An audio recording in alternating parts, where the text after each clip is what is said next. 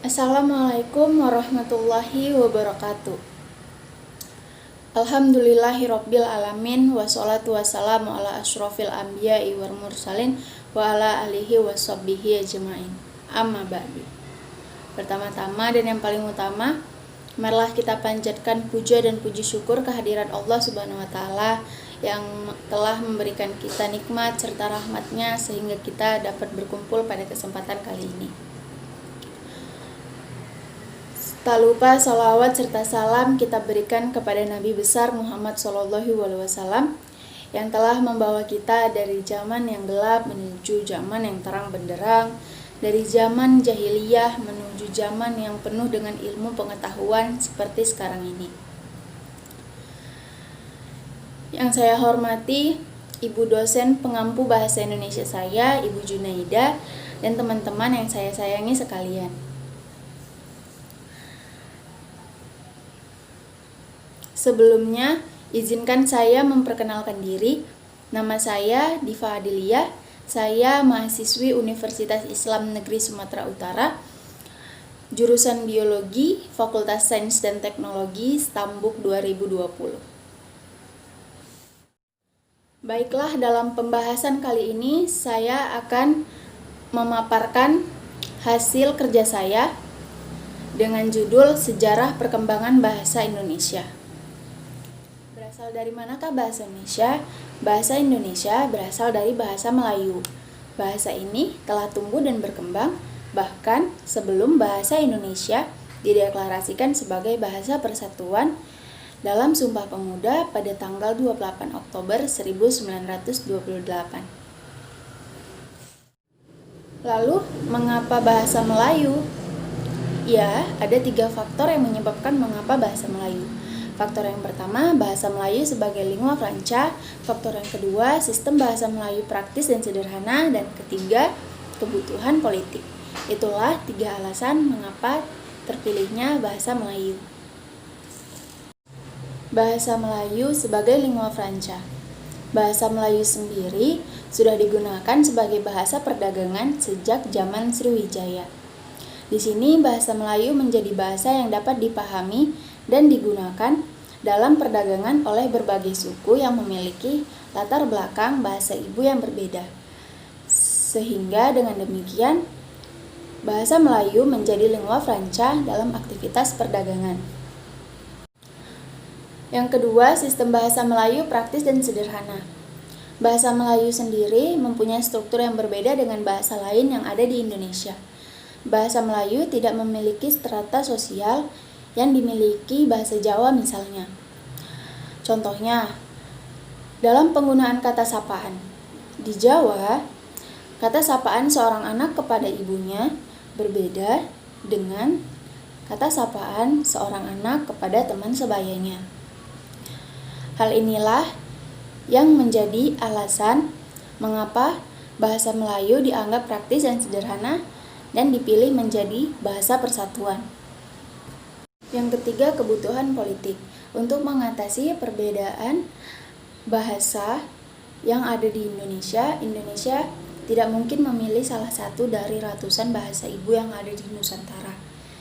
Jika memilih salah satu dari bahasa tersebut, ditakutkan akan menimbulkan potensi konflik rasial yang dapat mengakibatkan perpecahan. Maka dari itu, memilih bahasa Melayu adalah pilihan yang tepat karena bahasa Melayu sendiri sudah dipahami dan dikenal oleh berbagai masyarakat di Nusantara sebagai bahasa perdagangan. Lalu ada faktor-faktor yang mempengaruhi perkembangan bahasa. Ada 4 faktor yang mempengaruhi. Yang pertama, faktor waktu.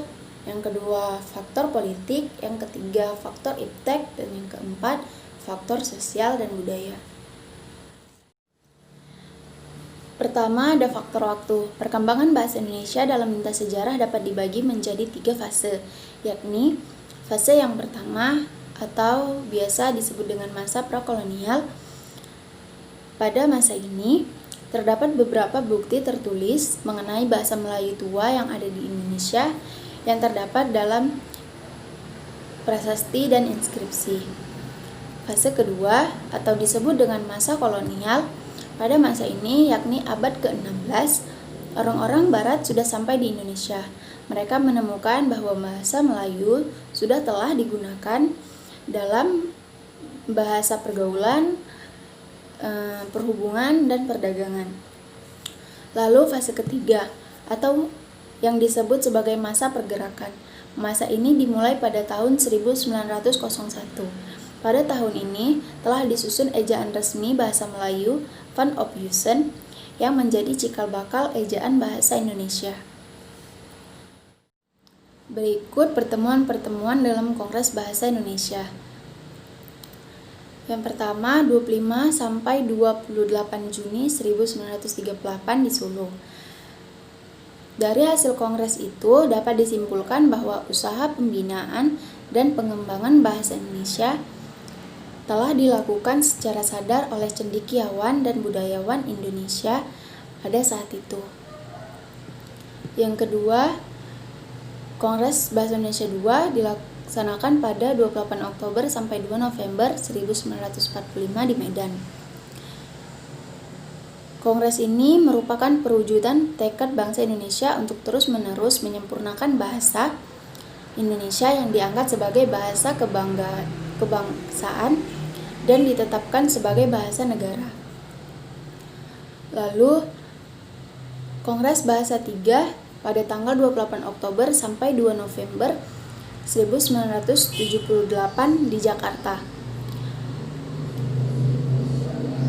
Kongres yang diadakan dalam rangka memperingati Sumpah Pemuda yang ke-50 tahun ini, selain memperlihatkan kemajuan, pertumbuhan, dan perkembangan bahasa Indonesia sejak tahun 1928, Kongres ini juga berusaha memantapkan kedudukan dan fungsi bahasa Indonesia.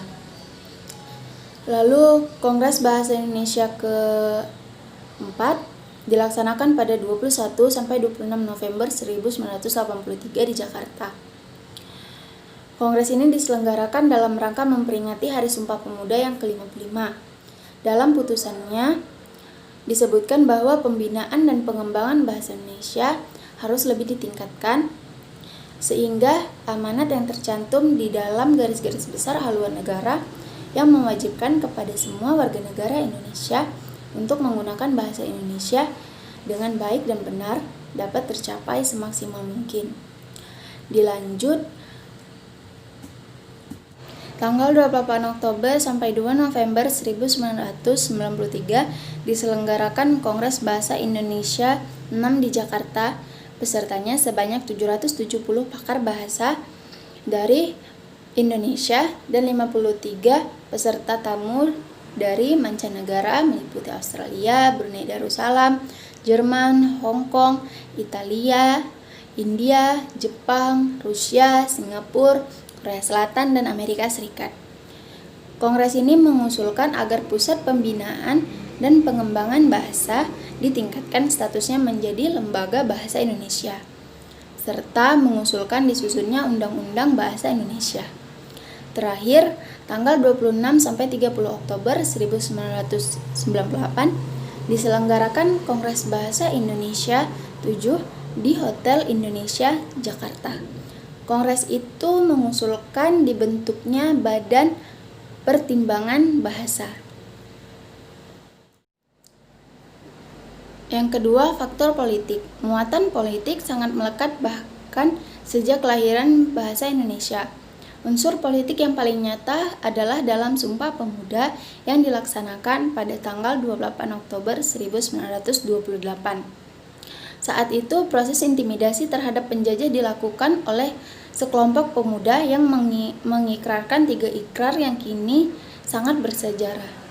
3 poin yang salah satunya berisi tentang pengakuan penggunaan bahasa Indonesia. Lalu, eksistensi bahasa Indonesia semakin kuat ketika dikeluarkan pasal 36 Undang-Undang Dasar 1945 yang berisi bahasa Indonesia sebagai bahasa negara. Salah satu tuntutan yang harus dipenuhi pemerintah Indonesia untuk mendapatkan kemerdekaannya dari Jepang Saat itu, Jepang meminta kesiapan bangsa Indonesia untuk merdeka. Salah satu syaratnya adalah bahasa persatuan ini. Lalu ada faktor iptek. Perkembangan bahasa Indonesia sangat dipengaruhi oleh teknologi.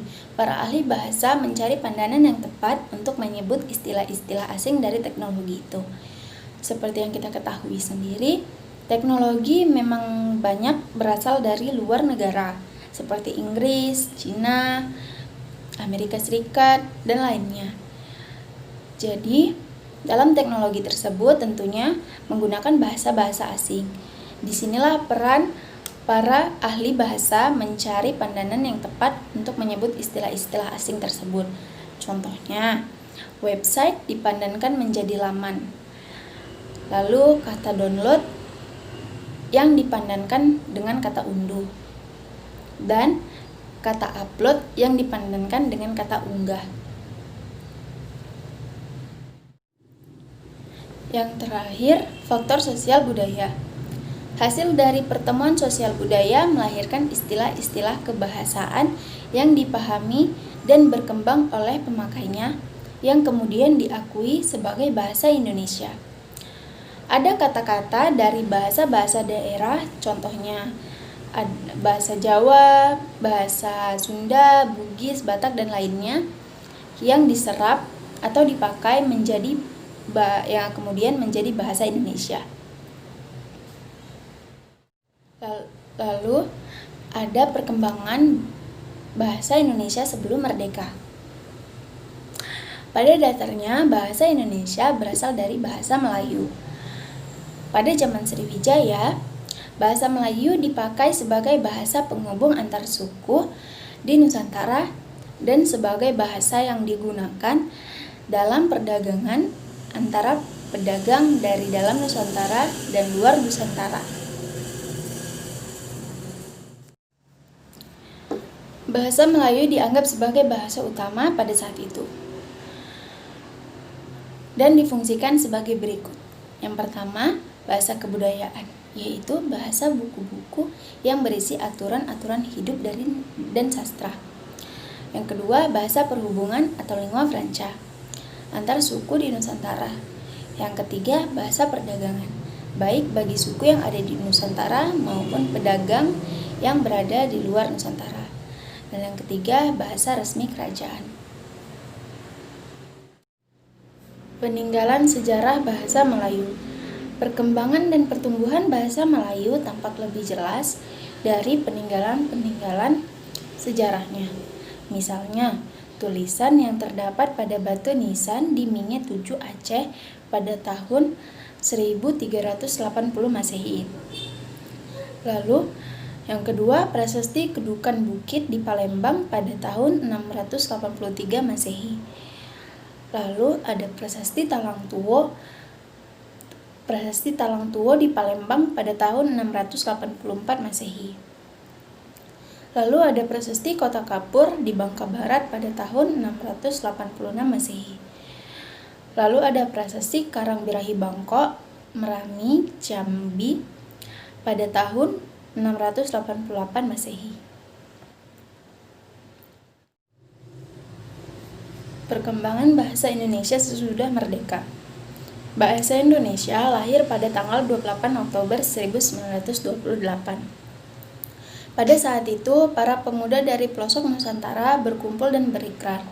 Ikrar pemuda ini dikenal dengan nama Sumpah Pemuda, yang isinya, kami putra dan putri Indonesia mengaku bertumpah darah yang satu tanah air Indonesia.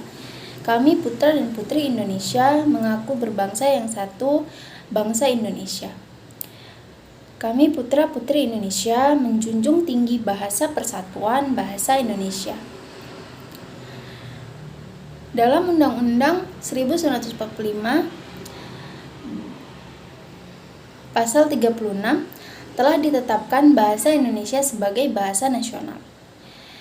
Bahasa Indonesia juga berkedudukan sebagai bahasa negara pada tanggal 25-28 Februari 1975. Hasil perumusan Seminar Politik Nasional yang diselenggarakan di Jakarta menjadikan bahasa Indonesia sebagai bahasa negara. Lalu, fungsi bahasa dan kedudukan bahasa Indonesia sebagai bahasa negara ada 4. Yang pertama, bahasa Indonesia sebagai bahasa resmi kenegaraan. Yang kedua, bahasa Indonesia sebagai alat pengantar dalam dunia pendidikan. Yang ketiga, bahasa Indonesia sebagai penghubung pada tingkat nasional untuk kepentingan perencanaan dan pelaksanaan pembangunan serta pemerintahan. Dan yang keempat, bahasa Indonesia sebagai pengembangan kebudayaan nasional, ilmu, dan teknologi. Ragam bahasa dibagi menjadi 4 jenis, yakni yang pertama ragam bahasa berdasarkan cara berkomunikasi, yang kedua ragam bahasa berdasarkan cara pandang penutur, yang ketiga ragam bahasa berdasarkan media, dan yang keempat ragam bahasa berdasarkan topik pembicaraan. Kita jelaskan satu-satu. Yang pertama, ragam bahasa berdasarkan cara berkomunikasi. Ragam bahasa berdasarkan cara berkomunikasi dibagi menjadi 2 bagian. Yang pertama, ragam lisan dan ragam tertulis. Ragam lisan adalah ragam bahasa yang dituturkan dengan indera mulut, sedangkan ragam tertulis adalah ragam bahasa yang dituangkan melalui simbol-simbol dan huruf-huruf. Lalu, keunggulan dan kelemahan bahasa tertulis dan bahasa lisan dapat kita lihat dengan sebagai berikut. Yang pertama, keunggulan bahasa lisan. Keunggulan bahasa lisan yang pertama berlangsung cepat, yang kedua sering berlangsung tanpa alat bantu, yang ketiga kesalahan dapat langsung diperbaiki, yang keempat dapat dibantu dengan gerak tubuh dan mimik muka. Ini keunggulan bahasa lisan. Lalu apa kelemahan bahasa lisan? Kelemahan bahasa lisan tidak mempunyai bukti otentik. Dasar hukumnya lemah, sulit disajikan secara matang atau bersih, dan mudah dimanipulasi. Ini kelemahan bahasa lisan. Lalu keunggulan bahasa tertulis. Yang pertama, mempunyai bukti otentik. Yang kedua, dasar hukumnya kuat. Yang ketiga, dapat disajikan lebih matang atau bersih. Yang keempat, lebih mudah dimanipulasi. Ini keunggulan bahasa tertulis. Lalu, apa kelemahan bahasa tertulis? Yang pertama, berlangsung lambat. Yang kedua, selalu memakai alat bantu. Yang ketiga, kesalahan tidak dapat langsung diperbaiki. Yang keempat, tidak dapat dibantu dengan gerak tubuh atau mimik muka. Lalu ragam bahasa yang kedua, yakni ragam bahasa berdasarkan cara penutur.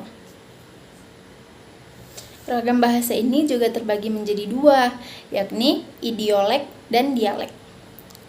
Idiolek merupakan ragam bahasa yang dimiliki seseorang atau bisa dikatakan variasi bahasa yang bersifat perorangan.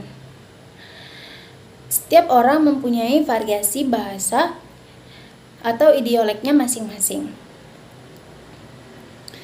Variasi idiolek ini berkenan dengan warna suara, pilihan kata, gaya bahasa, susunan kalimat, dan sebagainya.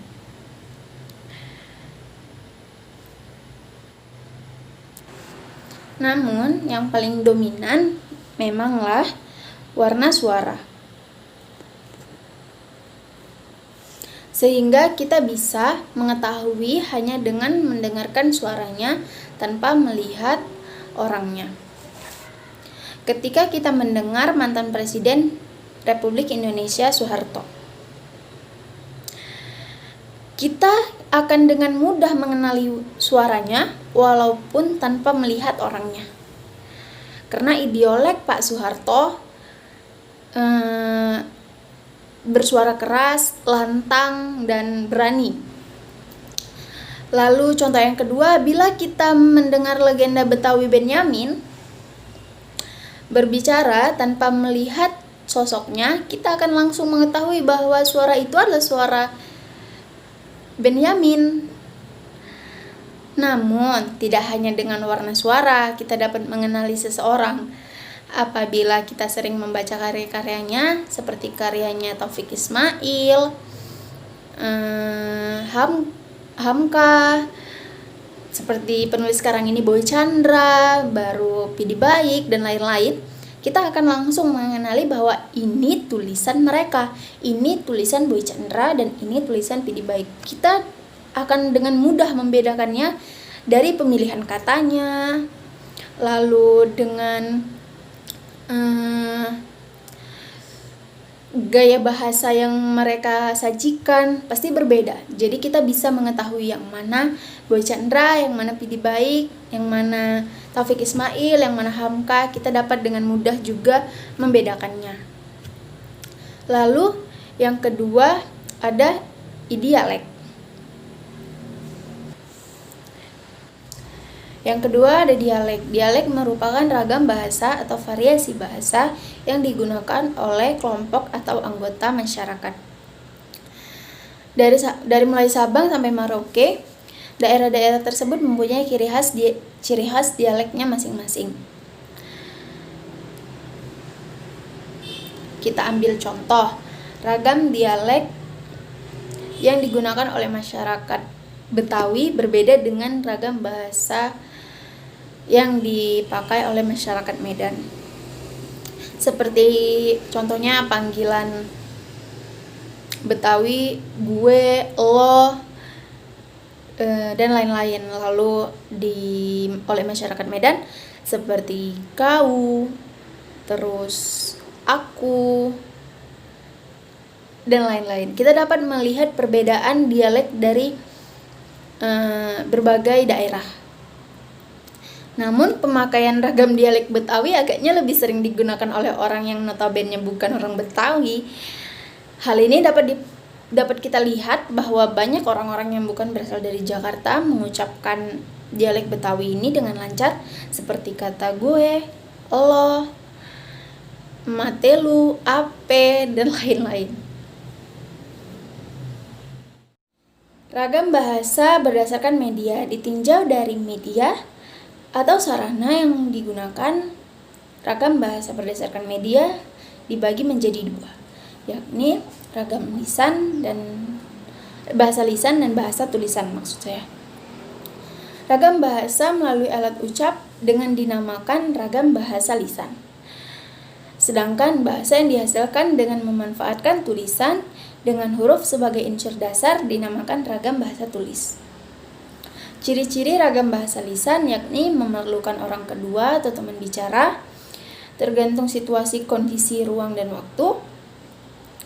Tidak harus memperhatikan unsur gramatikal, hanya perlu intonasi serta bahasa tubuh. Berlangsung cepat, sering dapat berlangsung tanpa alat bantu, kesalahan dapat langsung dikoreksi, dan dapat dibantu dengan gerak tubuh dan mimik wajah serta intonasi. Lalu ciri-ciri bahasa tulisan yakni tidak memerlukan orang kedua atau teman bicara, tidak tergantung situasi, kondisi, ruang, dan waktu, harus memperhatikan unsur gramatikal, berlangsung lambat, selalu menggunakan alat bantu, kesalahan tidak dapat langsung diperbaiki,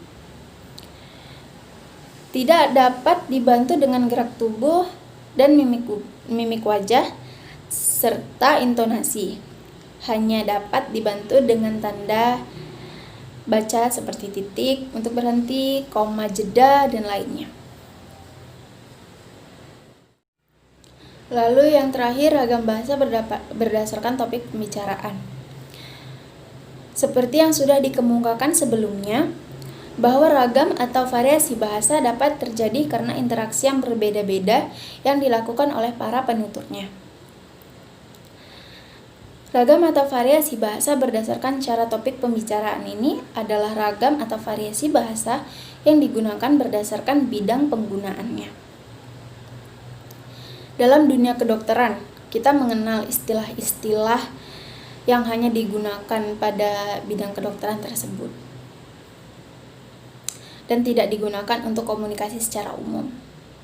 Misalnya, untuk menyebutkan penyakit ayan yang digunakan oleh masyarakat luas, dalam bahasa kedokteran biasanya penyakit itu disebut dengan nama epilepsi.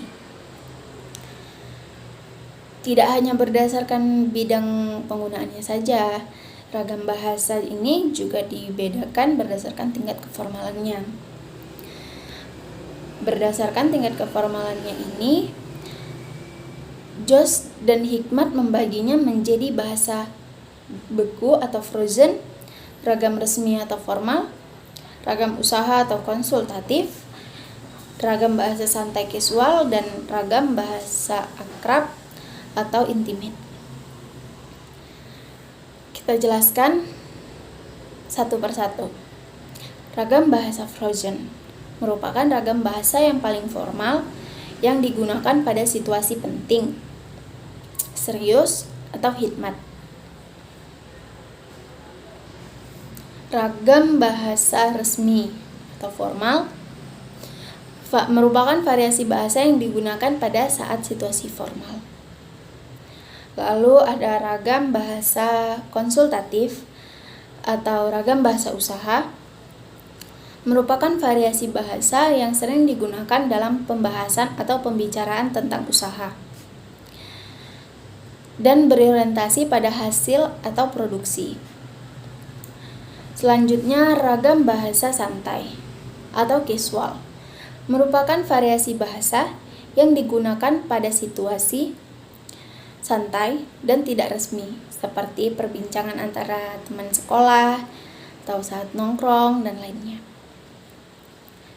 Dan yang terakhir adalah ragam bahasa akrab atau intimate, yaitu variasi bahasa yang digunakan oleh orang yang sudah akrab, seperti anggota keluarga, ibu ke anak, anak ke ibu, anak ke ayah, ayah ke ibu, dan lainnya.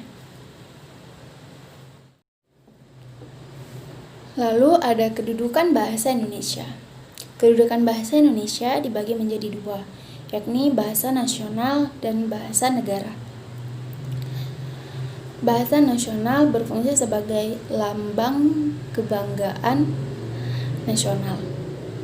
Sebagai lambang kebanggaan nasional, bahasa Indonesia memancarkan nilai-nilai sosial budaya luhur bangsa Indonesia. Lalu yang kedua, lambang identitas nasional. Sebagai lambang identitas nasional, bangsa Indonesia merupakan lambang bangsa Indonesia. Lalu, alat pemersatu bangsa. Dengan fungsi ini, memungkinkan masyarakat Indonesia yang beragam latar belakang, sosial budaya, dan berbeda-beda bahasanya dapat menyatu dan bersatu dalam kebangsaan, cita-cita, dan rasa nasib yang sama. Dengan bahasa Indonesia, bangsa Indonesia merasa aman. Dan yang keempat, alat penghubung antar budaya dan daerah. Manfaat bahasa Indonesia dapat dirasakan dalam kehidupan sehari-hari. Dengan bahasa Indonesia, seseorang dapat saling berhubung untuk segala aspek kehidupan. Sehingga walau ia ke pelosok daerah yang memiliki bahasa yang berbeda dengan sukunya, adanya bahasa Indonesia akan menjembatani komunikasi di antara mereka. Lalu, bahasa Indonesia, kedudukan bahasa Indonesia berdasarkan bahasa negara.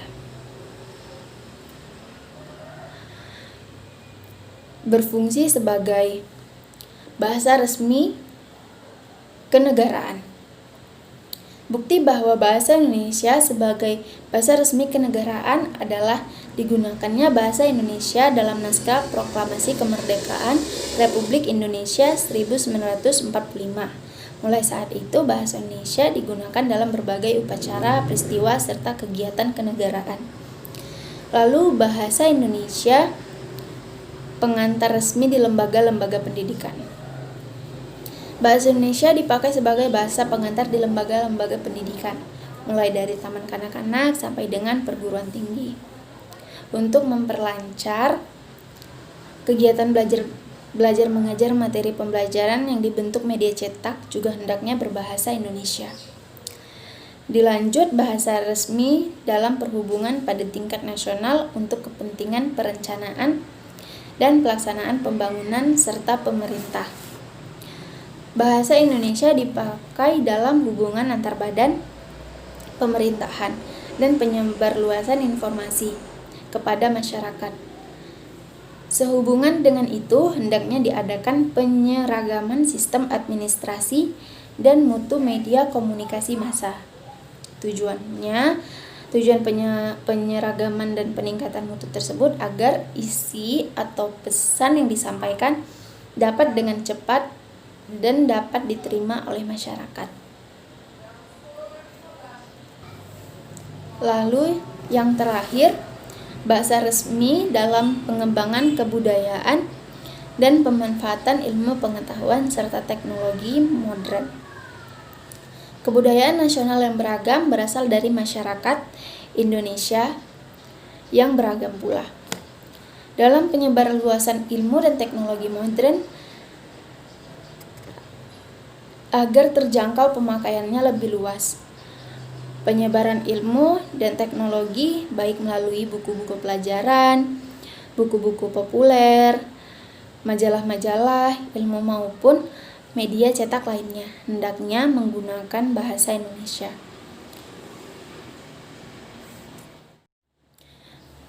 Fungsi bahasa Indonesia.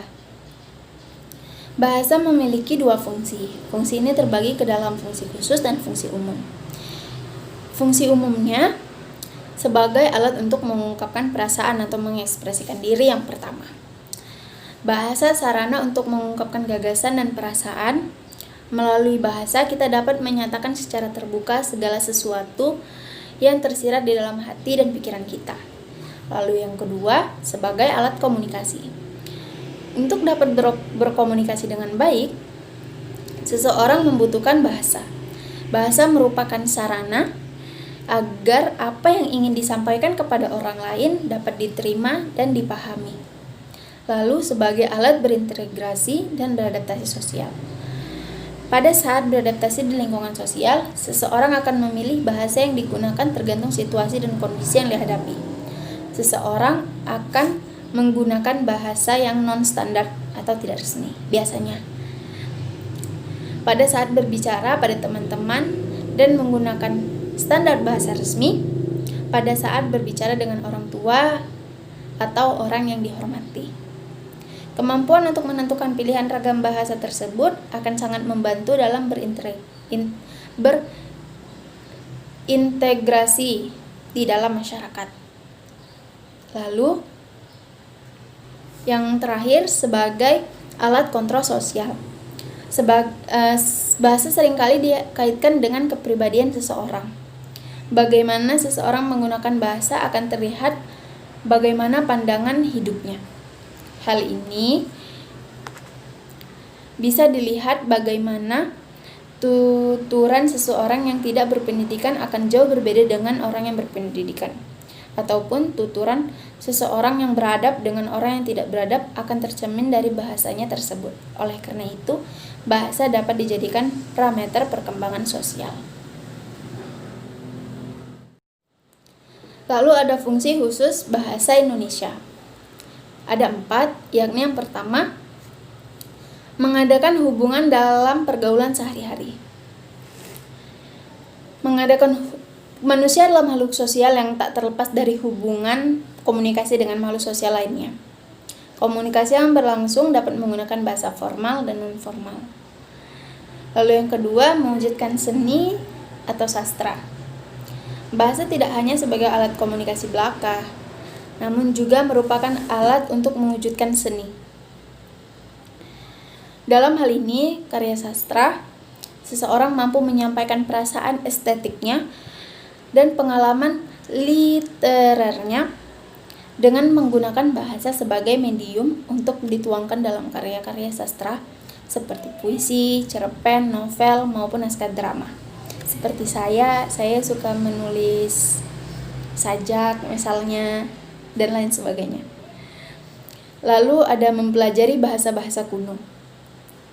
Bahasa menjadi bukti penting dari peradaban manusia.